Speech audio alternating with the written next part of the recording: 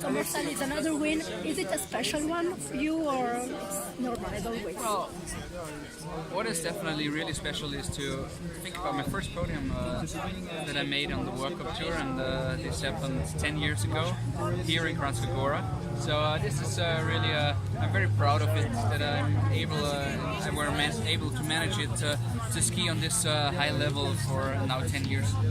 But today your second run is impressive because it looks easy when you are on the slope, not for the others. It was not easy, but I mean, I tried everything as all the other athletes, but especially this tricky section, I were able to manage this roll pretty good. So I think this was the key point for a good time. Did you have time yesterday to celebrate your birthday?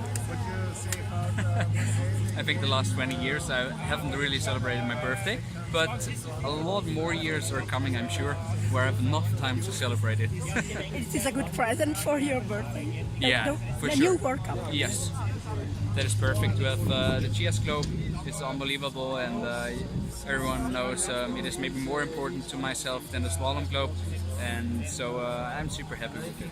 Tired a little bit? Yes, for sure.